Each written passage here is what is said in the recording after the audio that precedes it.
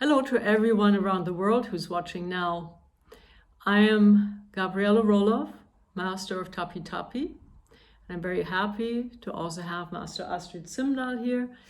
We are both from Hamburg, Germany, and have been very close personal students of Professor Remy Amador Presas. In 1991, we both met Datu Shishir for the very first time at the West Coast in Oregon and also in Vancouver. And since then, which is a long time ago, we had contacts again and again. Last he was here teaching at our camp a couple of years ago. We are really thankful, Datu Shishir, that you give us the opportunity to contribute to this very special event, which is an honor and memory of your sister and her work. We are deeply shocked about the assassination, and again, our condolences. Her work and spirit will live on in every single one of us who is working against violence of any sort. We are here still in lockdown, as you probably know, which means usually we would have to wear masks. We both had a COVID test done so that we can teach you without a mask, which I'm sure you are appreciating, so are we. Since we do have the lockdown, our dojo is closed since November 1st, now having the middle of March. So you're invited to be in my living room for this session. And I'm sure that you can still follow, even though it's more a living room atmosphere around. I would like to start this session with a brief meditation. So please take a seat. Either you sit on the floor, on a cushion or a chair, whatever the situation suits you best. Let's please just sit, close our eyes, take a deep breath in and release. Let's do that 2 more times. Deep breath in and release. And 1 more. Deep breath in, release. And let's open our heart to all of those who are suffering violence, suffering from it, and those who are helping others to get out of it. Let's open our heart by sending compassion, love and compassion, healing energy.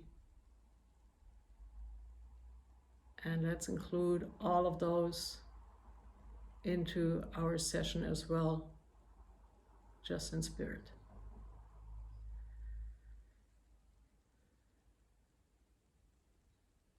And take another deep breath and open your eyes again. So we chose Sinawalis as our subject. Sinawalis are a major part of modern Arnis. It's so, all of the moves, or most of the moves, come from Sinawalis.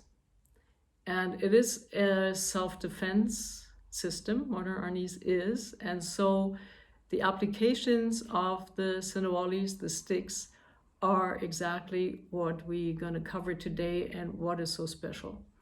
So just a brief story. A long time ago, when I was at a seminar with Professor, somebody wanted to impress Professor with endless many Sinawalis. And Professor leaned over to me and said, he has no idea what he's doing because it's all about the applications. So applications are very important because if you run around having 2 sticks in your hands, it's very unlikely that you get attacked. But if you know the moves and you can translate them to self-defense, empty hand self-defense, then you have a very good chance to get out of it in general. So we will start with single Sinawali. If you're not a modern Arnis practitioner, try to just follow along. I'm going to do it slow motion and I talk you through it so you will be able to follow and understand what we're doing. Okay, so we will start first with our bow. The salute bow first to you. The salute bow, it shows that you put the hand on your heart, meaning you have the heart to defend yourself. That's also symbolized by your weapon hand being up, but also you have respect for your opponent, your partners, and yourself, of course. Okay? And then we do to each other, salute, and courtesy. Okay, so now we're going to pick up 2 sticks. If you have 2 sticks, just follow along. So we have 2 variations of single Sinawali. One is called the modern and one is traditional. We will start out with the modern, which means we have both sticks are up and you turn and have the number 1 angle to the temple, number 8 to the knee. Then you switch 1 and 8. So one stick is guarding, the other one is doing the technique. To the temple, to the knee. To the temple, to the knee. Temple, knee, temple, knee. Try to go with me, and then I will show you how it looks when you do it with a partner. So let's do it with a partner. And you do number 1 and 8 to the knee.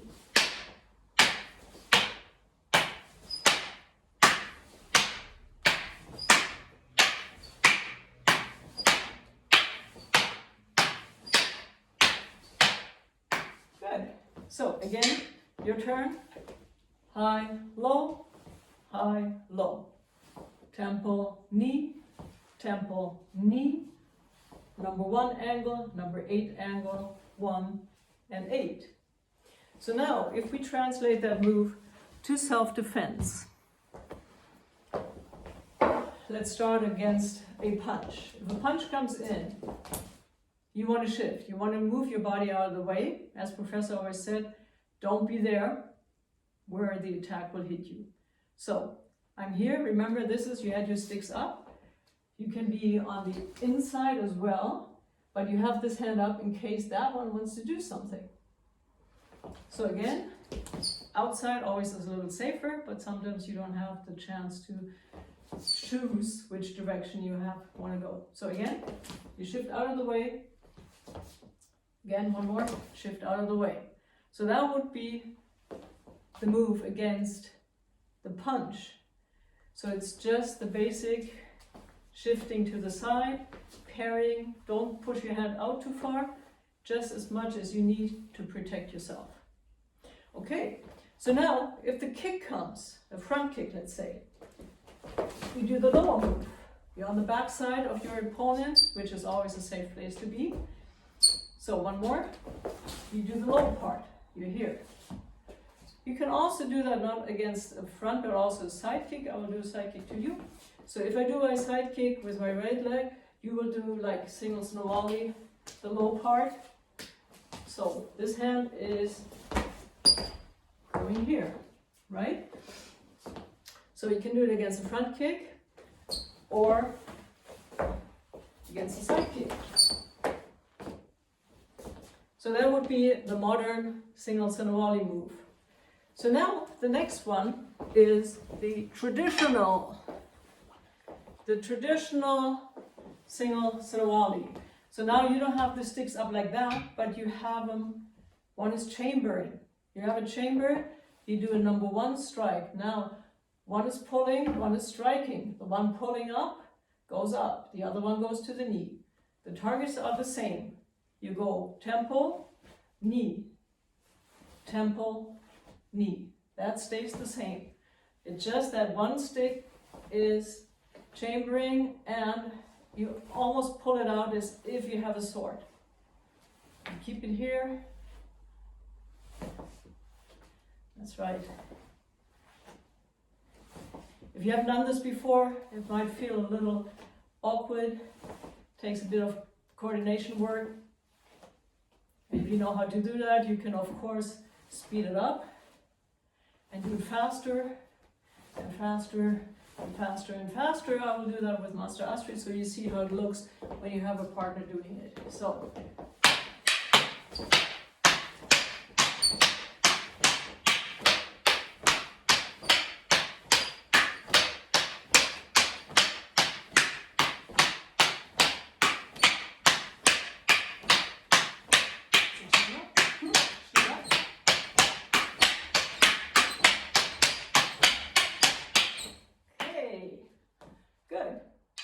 So again, if you do it with me, you're striking high and low, and high, low, high, and low.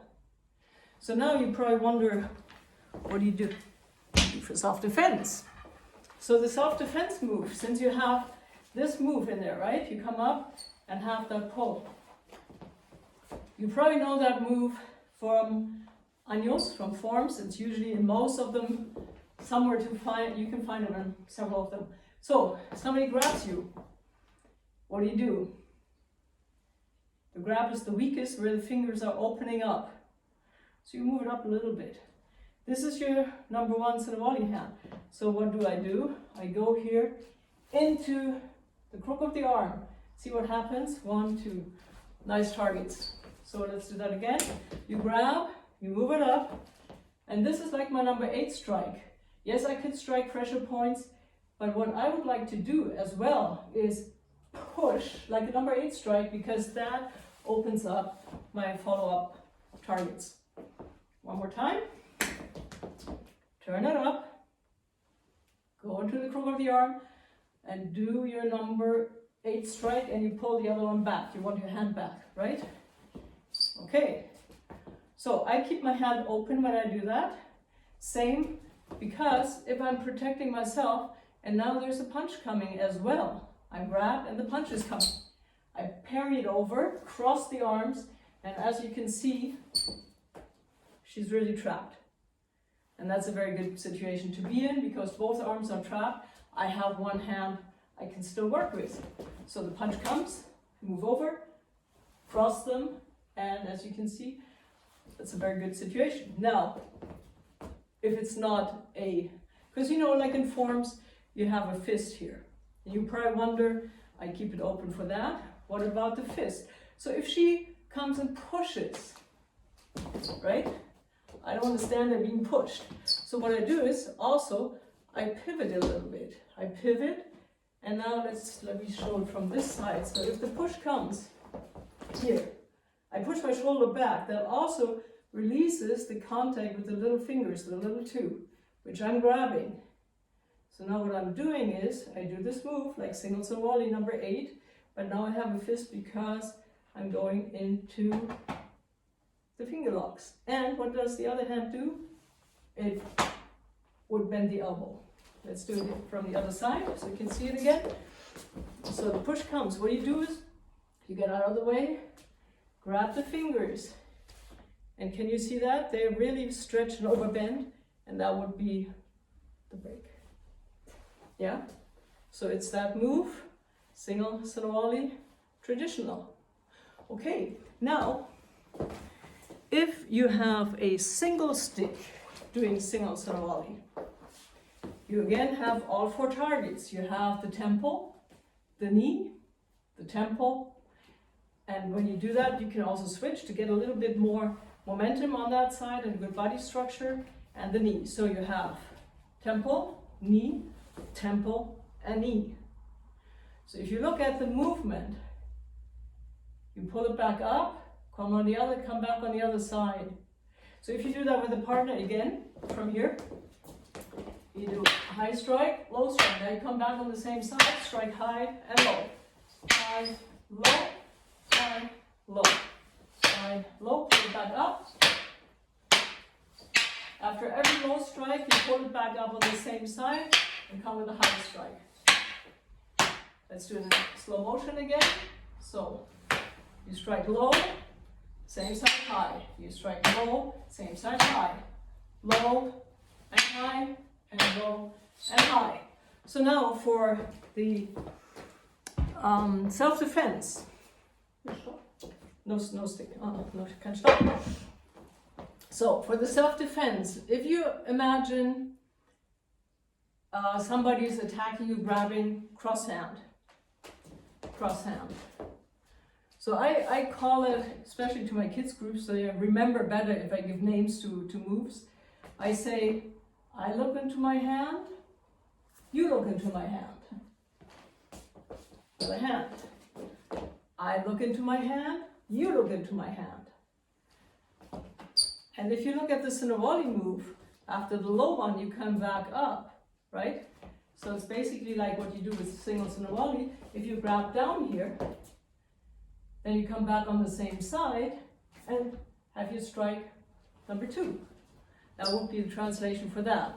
So now if you have the same, this is the release, right? You come up and you push. So if you practice that, you can just go, you look into your hand, I look into my hand, you look into my hand. I look into my hand, you look into my hand.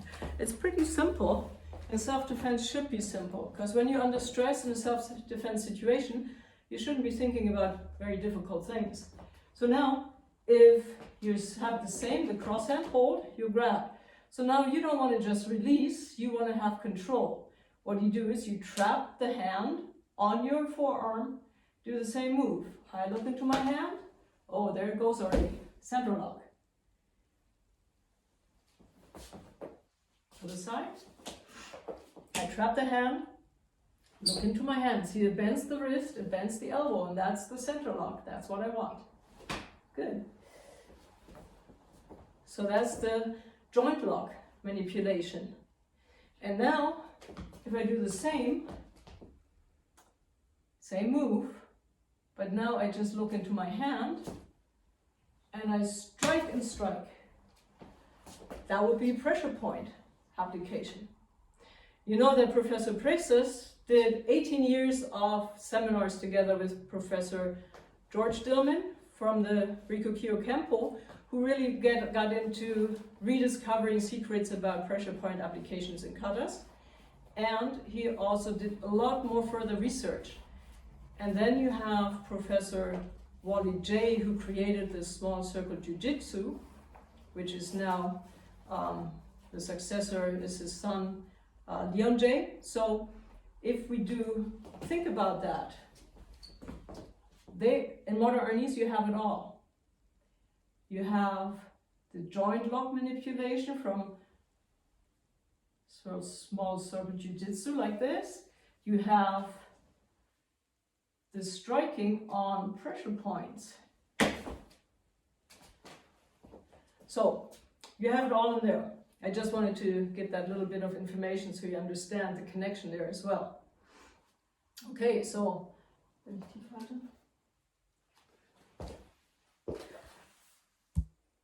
okay, now we're going to go to double Sinawali. So that's the second kind of Sinawalis we have in modern Arnis. Double Sinawali starts chambering like the traditional single Sinawali. So you have a number 1 strike, but now you alternate. Now the other stick comes first to the knee and to the temple. So you switch. Temple, knee, and temple. Temple, knee, temple. Number 1 angle, number 8 angle, number 2. 1 angle, 8 angle, 2. So 1, 8, 2, temple, knee, temple. And as you can see, now the sticks are alternating. Before we had 1 stick doing 2 moves, and now we alternate the striking. So if we do that with a partner, we have the high, low, high, high, low, high, high, low, high, high, low, high. Double Sinawali.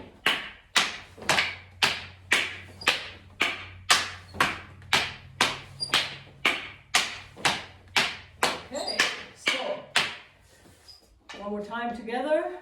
So you strike high, low, high, high, low, high.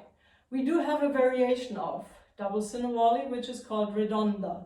Redonda, you have all three high. Instead of the middle one going to the knee, now all of them go to the temple. You have a 1, 2, 2, 1, 2, 2, and you can see that it's closely related on a variation and a variation of double Sinawali. Let's do that together as well, please. So you have 1, 2, 2, 1, 2, 2, 1, 2, 2, 1, 2, 2, all high to the temple. Yeah. Okay, so now with, oh yeah, if you have one stick, please attack me number 1. So just for you to understand, when we stay with the Redonda for now, the 1, you see the block, you see the other one, and here is the third techniques. Let's do from the other side, please. So you have number 1 strike, you block it, you strike the hand. Of course, this also could be the first strike, you're blocking the hand. But if you want to train with your partner for a little longer, you should go for the stick, and then for the hand, and then to the temple. So now if we both have a self-defense situation where none of us has a stick, we empty hand. So the punch comes, you do the very same. You have 1, 2, and 3. Professor called it brush, grab, strike. Brush, grab, strike. Again, brush, grab, strike. Those of you who do pressure points, of course, you can go for stomach 5 or others. But if you don't do pressure points and you get attacked and you do the what we call trapping hands, the fist to the head itself has a lot of impact. Pressure points are just the icing on the cake. But, you know, everything you do is very effective anyhow. So when you do that in the air, so let me show you a little closer up. You have the brush, you come from under, if you do a high counter, grab, and you have your back fist. If you are on the outside though, you brush, you grab, and since you're on the outside, you want to have a hammer fist. And I'll show you why. So if I'm on the outside, I would do a back fist. Master Astrid knows counters without end, and she would just start doing something I would not like if I'm the defender. So on that note, I would come here from this side. So if she comes and tries to block this, I can do it. And I'd rather have it my turn doing it than her turn doing it. So on the inside, the basic is with the back fist. On the outside, the basic is with the hammer fist. So that would be also on the outside. If you want to go low, you can plant your elbow right into the ribs or solar plexus, depending, or liver, or, you know, there's so much you can hit for. So one more time. 1, brush, grab, and strike. The other side, brush, grab, strike. And on the outside, brush, grab. Either elbow, hammer fist. You can also do other techniques, but just to get the idea there. Okay, this is the trapping hands, like the Redonda, which is a variation of the double Sinawali. The double Sinawali, we don't do that here because of the, right now, but the double Sinawali would be here. Either you pull it in or you do a mobility throw. But we're going to do the basics here because I don't know your background. I don't know if you practice motor Arnis, if you're experienced or if you're just a beginner. So, you know, I know from myself being in the art since '84, so for a while, that basics, the longer I train, the more I treasure basics. So now that we have covered the double Sinawali with the Redonda, we're going to go to the next one, the third one, which is reverse Sinawali. And you start out just as you did with single Sinawali, modern. Both sticks are up. And then you turn in, do a number 9 strike. And you go under. Then you have number 8. And you pull apart again, you have the number 8. So then you pivot again, you pull it up, you have a number 9. Again, number 9, and up. So 9, angle 8, and angle 8. All of them are now going low to the knee to the knee, and to the knee. 9 strike, 8 strike, 8 strike. So all low, low, low. Number 9, number 8, and number 8. One more. Number 9, number 8, number 8. With a partner, it looks like this. So you start out 9, 8, 8, and 9, 8, and 8. So again, under. And that's the unusual thing here now, that you pull it up to your shoulder, you go under with your stick. And from there, you do the other two. Okay, so when it comes to application, if you put one stick down, please. Let's show the simple application like a number 12 strike. So yeah, see what I do? I strike here, I strike low. This is exactly what you do with the first move. You go, strike here and here. Inner thigh, could be the knee. I personally prefer the inner thigh. Besides of meridians and pressure points being there, I also don't want to damage my partner's knee if we're practicing together. So, and why this? Because you don't know if there's a left or a right hand strike coming at you. So if she comes with a left hand, empty hand, no, stick. And I'm prepared to go out to the other side, no, right? So in that case, I can just adjust right away. I've seen people starting like here or here. That eliminates 50% of your movement purpose, right? So now we're gonna, of course, go to the self-defense, the empty hand self-defense. So if a punch comes, this would be down here, would be the direct translation you just saw. So if that hand comes, see I'm moving out and I'm striking at the same time. We do have a variety of different targets. We have low targets, which would be the inner thigh, come on, same again, here to the groin, elbow to the ribs. We could go solar plexus to the throat, or actually to the forehead. So those are options you have. If you're already trained quite well, what you can do, if you can use the elbow. I like the combination using elbow. So when you come here and you go in with the elbow, you can pull into your knee. Come with the elbow down, elbow up, back into the knee. And see the position I have here? It's like the double Sinawalis position, actually same as the reverse. So let's do that again. If you do that in the air, you would do the parry and the strike. Let's do it on the other side. Parry, strike. You have your hands up, and then you have the parry. Let's do the elbow. You have the parry, elbow.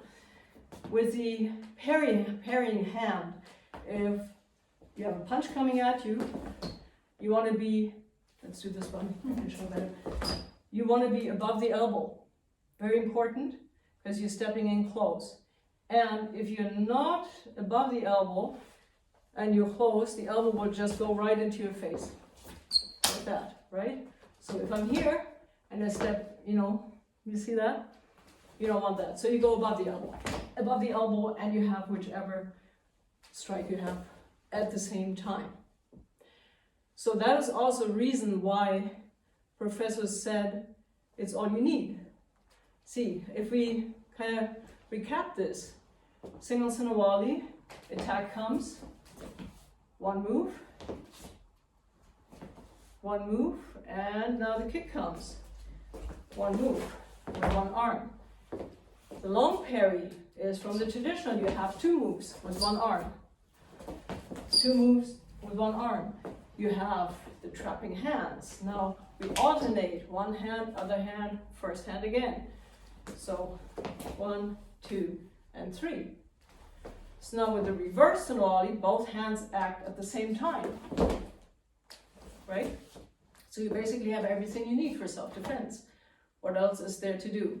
And since the Sinawalis, they have many ways of improving your stick work, your coordination, your timing, everything.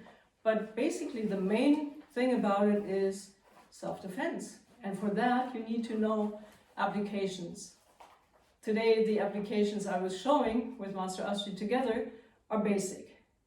But self-defense is about basic.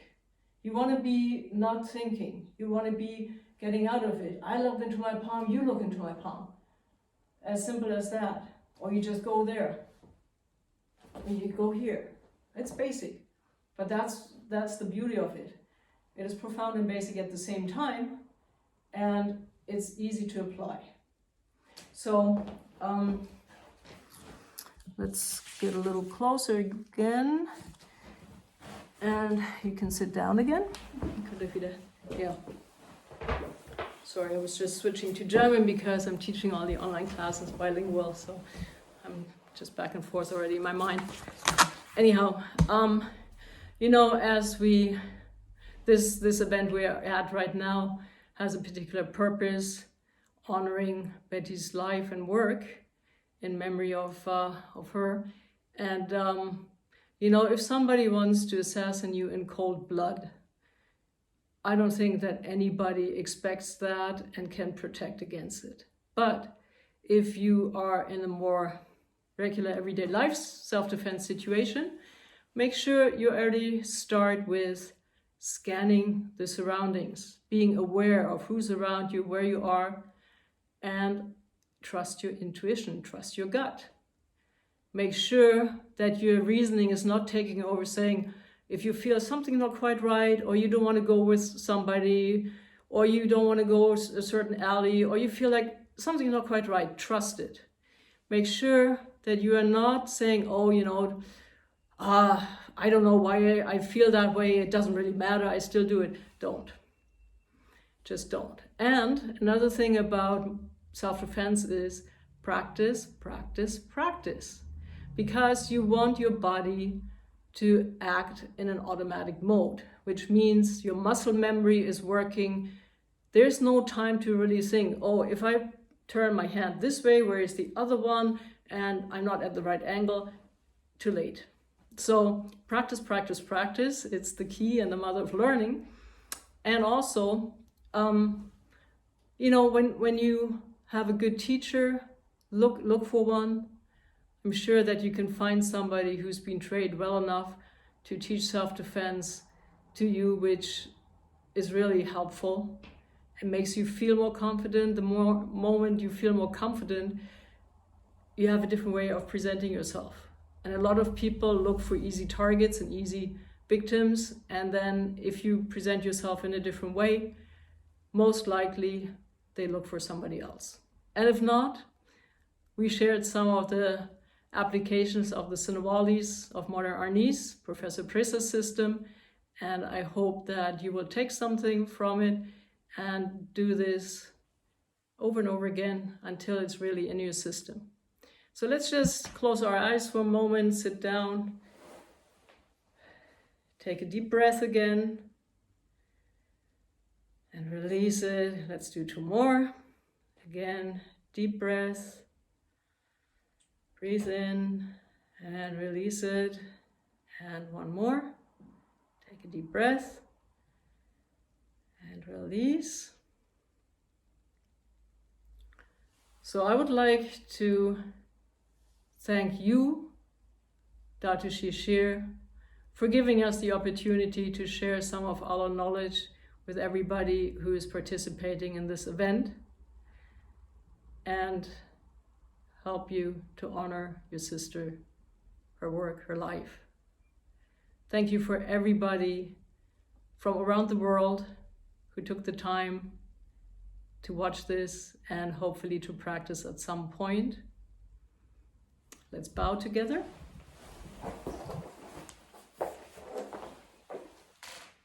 So we bow together. And then we bow to you as well. Do the salute. Stay safe, practice, and make sure you have a good teacher. Make sure you have a, be happy about what you're doing, be light about what you're doing, but keep in mind, this here also means you are worth protecting yourself and your loved ones. So thank you so much. Hope to see you at some point in person. Bye-bye. Bye bye.